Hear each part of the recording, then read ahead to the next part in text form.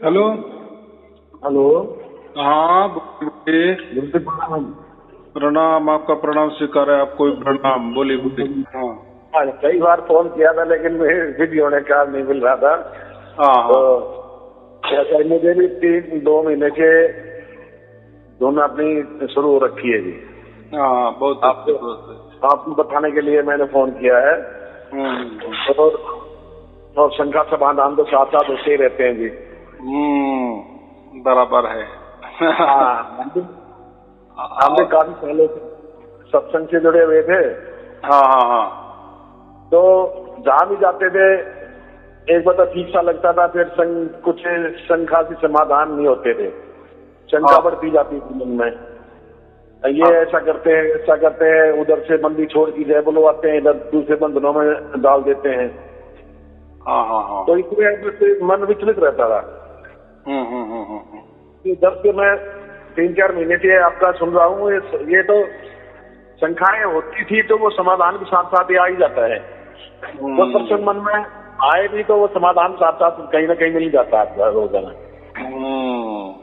तो आपसे कोई ऐसे शंका का समाधान या क्वेश्चन मार्क तो कुछ नहीं है, बस आपको दिखाने के लिए मैंने फोन किया कि मुझे भी ये शुरू हो गया है सात शब्द की धुन, और मिसेज को भी हो गया। बहुत अच्छे बहुत अच्छे बहुत अच्छे। आपका धन्यवाद करने के लिए और आशीर्वाद प्राप्त करने के लिए आपसे मैंने कष्ट लिया है। हाँ, बहुत अच्छे, ऐसा ही होना चाहिए। बात हाँ। ऐसी ही कि आपने कहा ना कि बाकी जगह मुझे ऐसा कुछ नहीं हुआ, तो बाकी हाँ। जो जगह हम जो कहते हैं ना, जो कोई धर्म हो पंथ हो, तो वो उनका ऐसा समझो कि दोनों मुट्ठी ना, तो एक मुट्ठी में वो उनका धर्म लेके चलते हैं। हाँ। या कोई उनके मुट्ठी में कोई पंथ होता है, इसलिए वो वही पंथ के बारे में बातें करेंगे।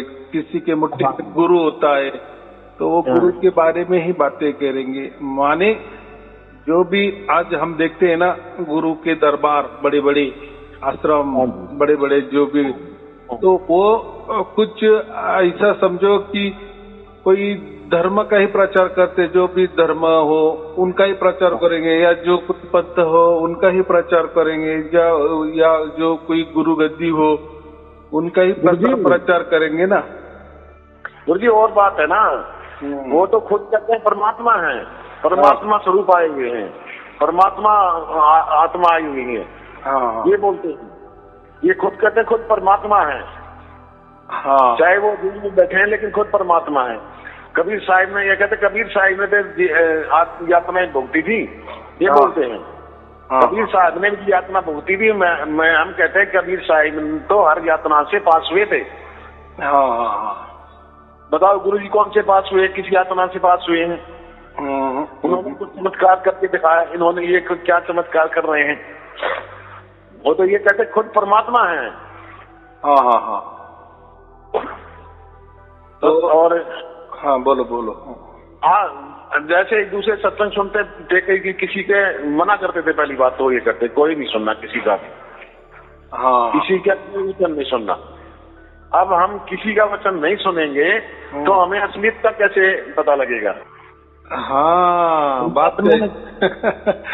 हम अनाज भी खरीदी करने जाते हैं ना, तो 4 दुकान में जाते हैं, भावताव करते हैं, क्वालिटी देखते हैं, क्वांटिटी देखते हैं, पुराना है नया है क्या, बराबर के नहीं? सब देखना पड़ता, तभी खरीदी करेंगे ना। बिल्कुल। और ये तो वो तो चलो, वो तो एक व्यवहार है, समझो। अनाज समझो खराब भी निकले या थोड़ा ज्यादा भाव में भी निकले तो चलो, वो तो खा के हम उसको ये भी कर देंगे। बाद में तो नया बरस आने वाला, ये नए खरीदी करेंगे, उसमें थोड़ी गलती भी हो जाएगी तो हम सुधार लेंगे। चलो, ये दुकान में ये साल में थोड़ा हमसे ज्यादा पैसा लिया, दूसरी तरफ ये भाव नहीं था, कम भाव था, तो चलो यहाँ फंसाया गया, बात अलग है। उसके लिए सुधार हो सकता है, यानी अगले बरस वो दुकान में जाएंगे नहीं बस। लेकिन ये जो गुरु लोगों के जो है ना, वो कहते कि हम जो भी बता रहे दूसरों को मत बताना या दूसरों को मत सुनना, तो हमें कैसा समझ में आएगा कि आपकी बातें सच है या झूठ है, बराबर कि नहीं? जब हम दूसरी तरफ जाएंगे तब हमें समझ में आएगा ना कि सचमुच में मैं जो गुरु जी को जुड़ा हुआ हूँ वो सचमुच में महान है।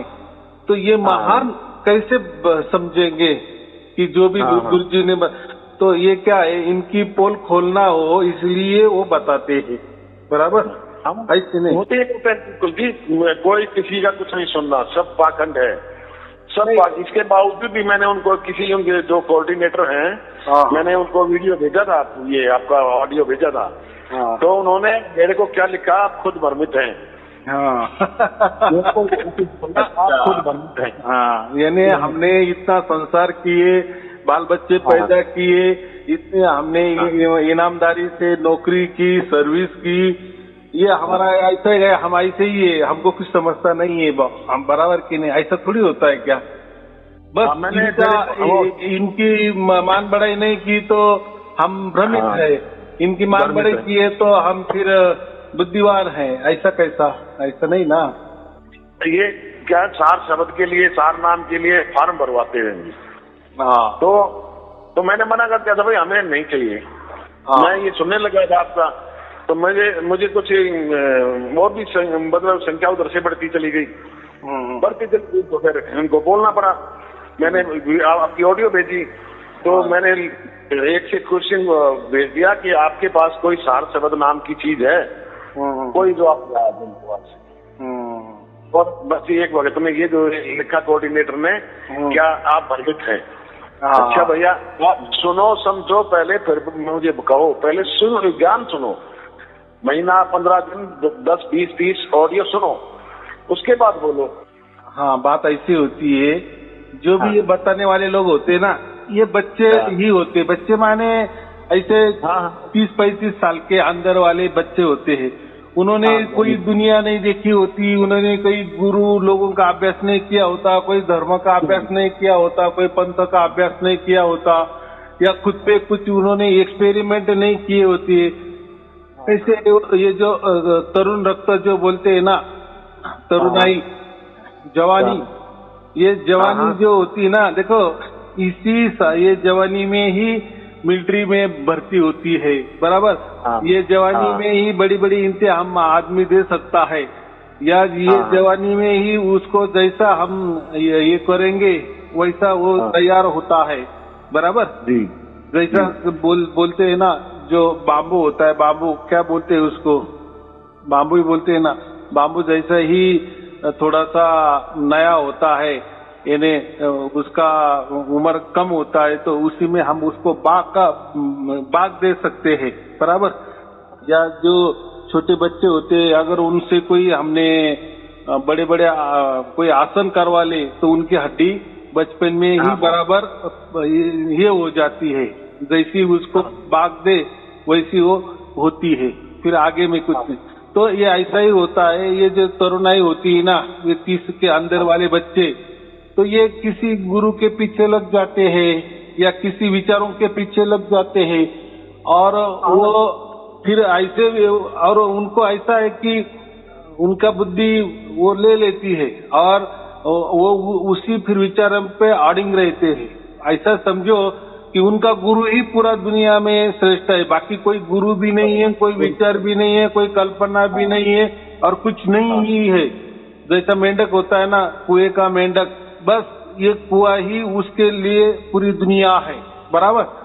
और वो देखता भी नहीं और समझने की कोशिश भी नहीं करता, और यही कहता है कि बस यही कुआं, यही जीवन होता है, और यही जिंदगी है, और यही दुनिया है मेरी। तो यही बात होता है। लेकिन जो थोड़ा बुजुर्ग होता है ना, तो या ऐसा समझो, हम उसको एक्सपीरियंस बोलते हैं, अनुभवी, बराबर।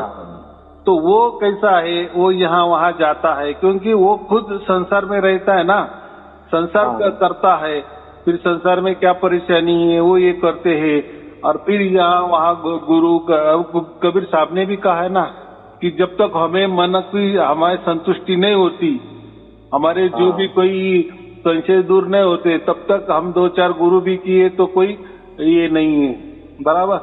तो करते रहना जब तक हमारी संतुष्टि नहीं होती। तो ये लोग तो जब हम उनके पास जाते हैं तो हमारा आगत स्वागत करते हैं, लेकिन हमको उनका विचार नहीं पता ले या हमको नहीं अच्छा उनका लगा तो हम उनको छोड़ जाते हैं, तो फिर वो गाली गलौज कर देते हैं ना। तो महत्वपूर्ण ये बात है कि जैसे हम जहाँ भी जाएंगे ना, सब अलग थलग दुनिया है, सबके अलग थलग है, सबकी अलग अलग दुनिया है। हम ऐसे तो बाहर से ऐसे देखते हैं कि सब परमात्मा को मानने वाले, अरे ये गुरु जी के पास भी लाखों की भीड़, अरे वो गुरु जी के पास भी लाखों की भीड़, कितने लोग आज धार्मिक बन गए हैं। लेकिन जब हम एक भीड़ का हिस्सा बन जाते हैं ना और वो गुरु का प्रवचन सुनते हैं ना, तो वो अलग ही बताता है। बाजू में कोई गुरु है, उसके भी बहुत लाखों की तादाद में भीड़ है, फिर उनका भी प्रवचन सुनो, अरे ये तो अलग ही बताते हैं। सब अलग थलग, सब अलग थलग, सब अलग थलग, सबके मंत्र अलग, सबकी साधना अलग, सबके विचार अलग, सबके तौर तरीके अलग, सबका जो बंधने है वो भी अलग, पूजा पद्धति अलग, बोलचाल अलग, नियम अलग। तो कैसा क्या है? फिर एक परमात्मा की बात अगर कर रहे हैं तो सबका यहाँ एक ही हिसाब होना चाहिए ना, फिर ये अलग अलग क्यों होता है? पहले एक चैनल आता था, वो कहते थे मैं कोई गुरु नहीं हूँ, मैं कोई गुरु दिखने की लालसा मैं नहीं कर रहा, तो मैं 1000 सत्संग डालूंगा, बड़ी ऊंची आवाज से, बड़ी लहजे से, ट्यूनिंग बड़ी शानदार है उसकी, सभी भ्रमित हो जाएंगे, इस तरह की ट्यूनिंग है। और वो कहते मैं नहीं हूँ, गुरु बनने की उसमें नहीं हूँ।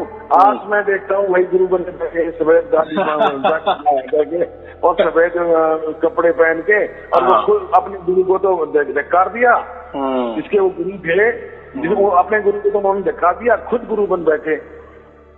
तो ऐसा तो ये कहते थे मैं गुरु नहीं हूँ, आज वो खुद गुरु ज्ञान देते हैं। उसको कथनी और करनी बोलते हैं प्रवचन में अलग। क्या विश्वास, ऐसे बंदों पर क्या विश्वास किया जाए?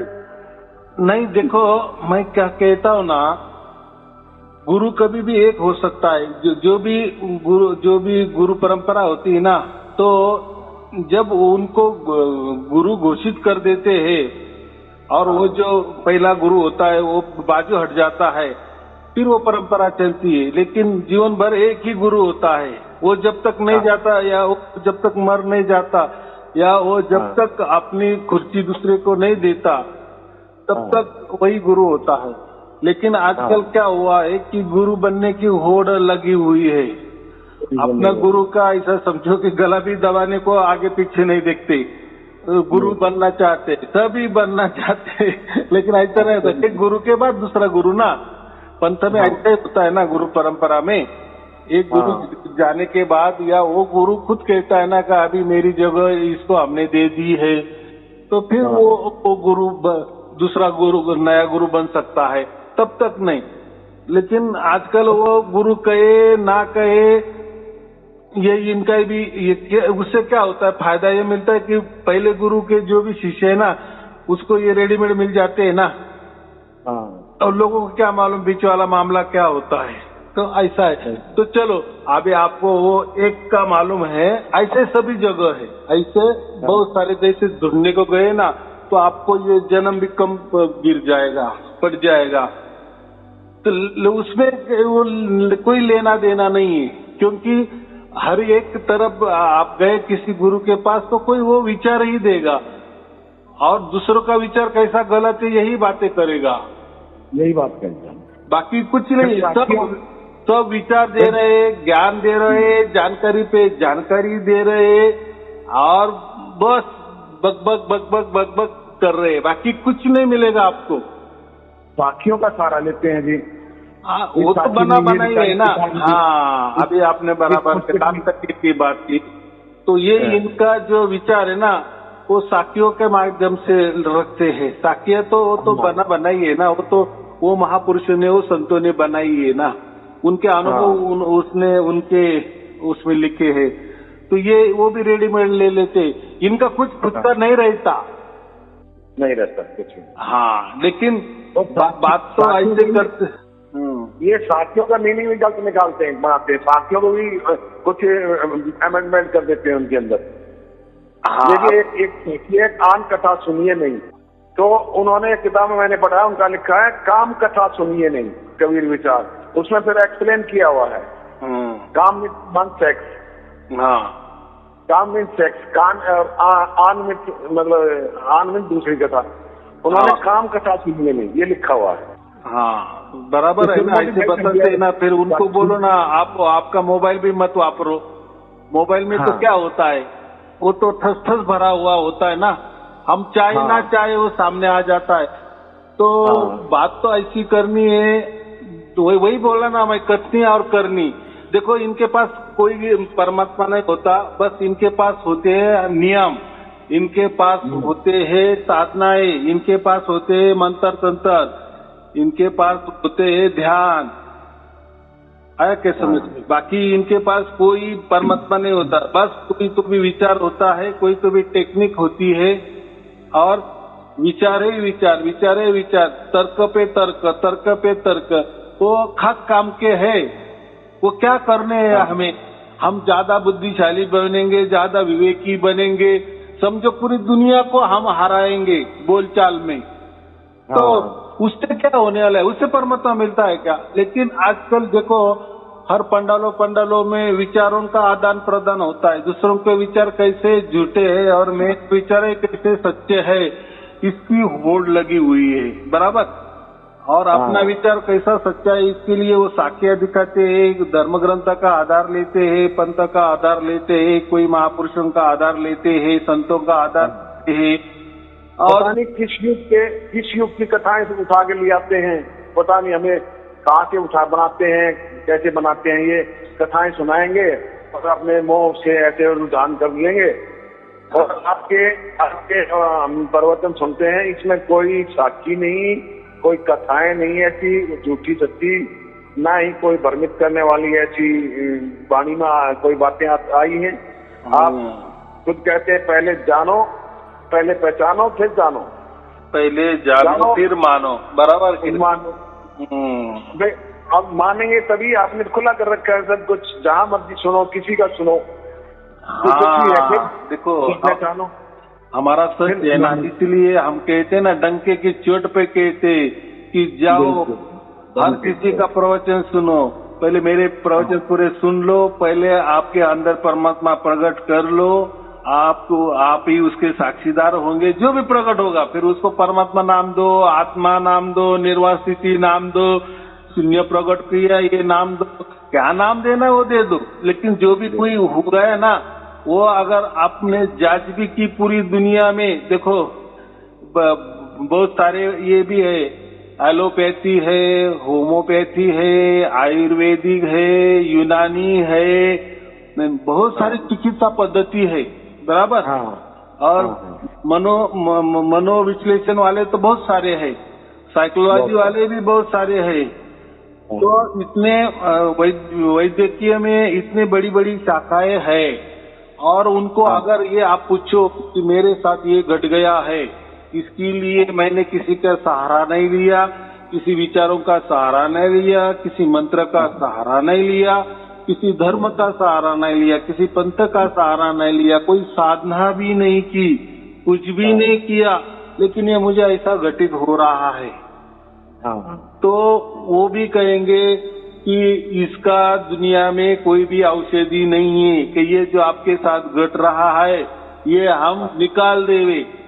ज्यादा से ज्यादा क्या होता है, किसी के कानों में आवाज आते हैं ना, बड़े बड़े आवाज, तो उसके लिए डॉक्टर की इलाज है, उसके लिए डॉक्टर की इलाज, लेकिन ये आवाज ही नहीं ना, और ये कोई तकलीफ दे भी नहीं ना, वो इतनी सूक्ष्म है, इतनी सूक्ष्म है, इतनी सूक्ष्म है, वो हमारी सुरती उसको पकड़ती है और निरंतर और अखंड चल रही है।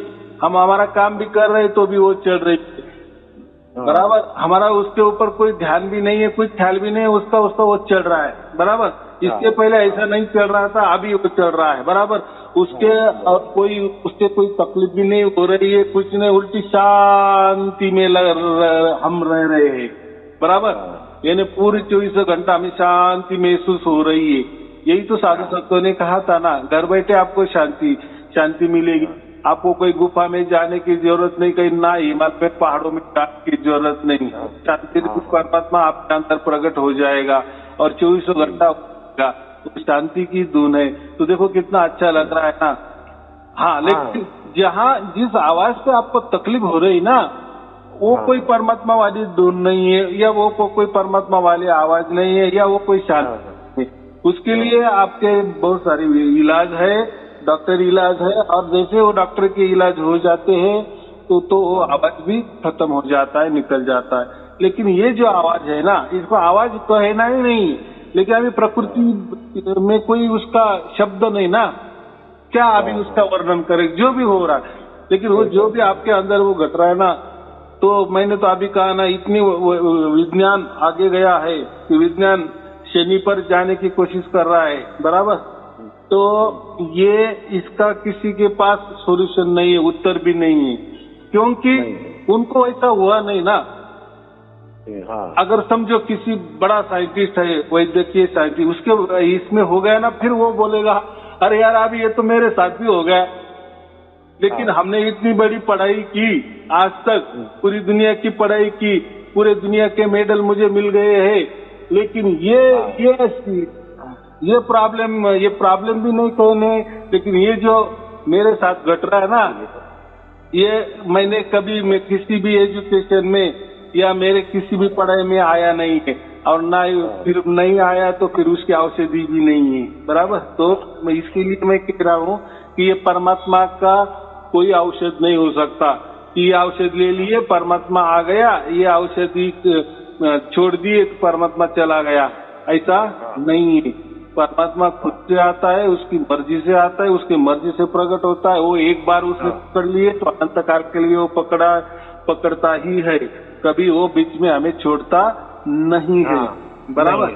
तो मुझे इतना ही कहना है कि इतनी महान चीज मिल गई, चाहे उसको आप कोई भी नाम दो, लेकिन हो गई। यही तो मनुष्य जीवन का महत्व है। इसको तो सत कहते हैं ना, सत एक बार प्रकट हो गया। प्रकट माने हमारे अंदर प्रकट, वो तो प्रकट ही है, तो है वो तो हम पहचानने की जरूरत है बस। देखो जैसे नोट होती है ना, नोट तो नोटों का तो कारखाना होता है कि नहीं, नोट छपे जाते हैं कि नहीं, बराबर कि नहीं। हम जब बैंक में जाते हैं और पैसा निकालते हैं, जब वो हमारे हो जाते हैं, हमारे पैसे होते हैं, लेकिन नोट तो कहीं तो भी छपी होती है ना। और जिस दिन आप गए बैंक में गए, बराबर, उस टाइम वो बैंक में थी, बराबर। आपने स्लिप भरी दी कि मुझे 1 लाख रुपए की जरूरत है, तो आपके ही पैसे थे जमा, आपको दे दिए, बराबर। तो अभी आप कहने लगे कि मेरे पास 1 लाख रुपए है, बराबर। तो 1 लाख रुपए वो तो आज तो आपके पास नहीं आए ना, नहीं आए। वो तो थे, आपके थे, लेकिन वो बैंक में थे, बस, बराबर। वो कोई आपने पैदा नहीं किए, आपने वो छपवाए क्या? वो तो आपने छपवाए नहीं ना, पैसा रुपए जो 1 लाख रुपए, वो तो कहीं तो भी गवर्नमेंट ने छपवाए होंगे, उसका कोई कारखाना होगा, बराबर कि नहीं। फिर वो बैंक में आए होंगे। और मेरे जो जमा पूंजी थी, थोड़ी करके मैंने जो 2-4 लाख मैंने बैंक में डाले थे, लेकिन मैं जब मेरी ही पैसे निकलने गया 1 लाख रुपए, तो मुझे मिल गए। तो ये जो पैसे आपके हाथ में मिल गए 1 लाख रुपए, तो वो तो अभी पैदा नहीं हुए ना, वो तो आपने नहीं छपवाए ना, वो तो गवर्नमेंट ने छपवाए ना, कहीं तो छपवाए। वो पहले यानी 1 घंटे के पहले वो बैंक में थे, बस मैंने निकाला, अभी मेरे हाथ में हो गए, बराबर। वैसा ही परमात्मा, वो तो प्रकट ही है, वो तो प्रकट ही है, वो तो आदि अनादि काल से ही प्रकट है, बराबर। लेकिन मेरे साथ प्रकट हो गया ना, इसलिए मैं प्रकट बोल रहा हूँ। प्रकट के 2 अर्थ होते, इसके पहले वो नहीं था ना, अभी प्रकट हो गया, बराबर। जैसा अपना लड़का खेलने को बाहर जाता है, मैदान में जाता है, और वो बाद में घर में आ जाता है, तो हम बोलते हैं अरे तू आ गया। तो बच्चा यानी पहले था ही, लेकिन कुछ दिन के लिए या अपना कुछ घंटे के लिए बाहर खेलने गया था, बराबर। वो अभी आ गया, तो अभी आ गया तो उसका मतलब वो अब भी तैयार हो गया क्या? नहीं, तो पहले से तैयार था ना। तो ऐसा ही नोटों का है कि नोट हम नहीं छपवाते हैं, लेकिन नोट कहीं तो भी छपते हैं। 1 घंटे के पहले वो बैंक में थे, मैं गया, सिक्का देखो मेरे हाथ में आ गए। अभी मैं उसका मालिक बन गया 1 लाख रुपए का। अभी मन चाहे मैं खरीदी कर सकता हूँ, बराबर। लेकिन वही नोट बैंक में पड़े हैं, हमको देखकर हम तो हमारे आंखों से देख रहे हैं ना, गड्डियों की गड्डी, लेकिन वो आपके नहीं है ना। वो आपके क्या काम है? मैंने देंगे क्या? मैंने आपको आज्ञा के बगैर ये वीडियो इधर भेज दिए कईयों को, तो मैं फोन मिला नहीं था, इसलिए मैं इंतजार कर रहा था, फोन करके पूछ के भेजूंगा। तो मैंने तो फिर बगैर आज्ञा के वो आप इधर भेज दिए लोगों को। नहीं देखो, तो ये आपने देखो, आप जब लोगों को ये बातें करते हो या ये वीडियो भेजते हो, तो जब आपका विश्वास पूरा हो जाता है इसलिए भेजते हो ना। हाँ, अगर कोई गलत बात है तो आप क्यों देंगे दूसरों को भी? चलो मैं फंस गया, दूसरों को क्यों फंसाएंगे? यही होता है ना। हाँ, अगर आप फंस गए तो आप क्यों अपने बीबी को बताएंगे, अरे ये तो गलत बात है, नहीं वो तो उल्टी मेरे बीबी के पास नहीं जाना चाहिए, बराबर की नहीं। लेकिन जो सच्ची बात है उसका अनुभव मैं आपने खुद कर सच्ची बात समझकर ही मैंने भेजना शुरू किया था। मैंने कहा आशीर्वाद भी ले लेंगे गुरु जी का और ये चर्चा भी थोड़ी कर लेंगे, इसलिए मैं टाइम मिला आपसे। धन्यवाद दूंगा आपका बहुत बहुत, जो आपने इतना समय दिया मुझे बात करने का। हाँ, तो सबके लिए किसी की परमिशन की लेने की कोई जरूरत नहीं होती है, बराबर। ठीक है। अगर परमात्मा ने आपके अंदर प्रकट हो गए, आपका चुनाव कर दिए, अगर परमात्मा ने आपका चुनाव कर दिए तो मेरा क्या है उसमें? मैं तो बहुत छोटा आदमी हूँ, परमात्मा बड़ा है ना। नहीं, भेद जो प्रसारित किया है वो है मेन जी। जो भी हो की बात नहीं, वो तो आपका भाव है। और भी हैं, लेकिन किसी के पास भेद नहीं मिला किसी से। हाँ, वो तो आपका भाव है, बहुत अच्छी बात है, लेकिन आपने मिला था, आपका भाग्य था, आपके ही पैसे बैंक में ही आपने निकाले। तो ऐसा ही मुझे कहना है कि जिस परमात्मा ने आपका चुनाव कर दिए, तो मैं तो बहुत छोटा आदमी हूँ। बहुत अच्छी बात है, आपको और आपके परिवार के लिए वो मिल गया, प्रकट हो गया, बहुत अच्छी बात है। अभी बस तो आनंद और उत्सव मनाओ, अभी कुछ करने की जरूरत नहीं है। अभी सब कुछ अपना जो जीवन है पूरा परमात्मा को अर्पण कर दो, फिर जैसा परमात्मा चलाएगा आपका जीवन वैसा चलो, उसके में हाँ मिलाते चलो, बस बहुत सुंदर आपका संसार हो जाएगा। चलो ठीक है, आपको और आपके परिवार के लिए शुभ आशीर्वाद। सत साहिब जी, सत साहिब जी, सत साहिब जी, सत साहिब जी, सत साहिब।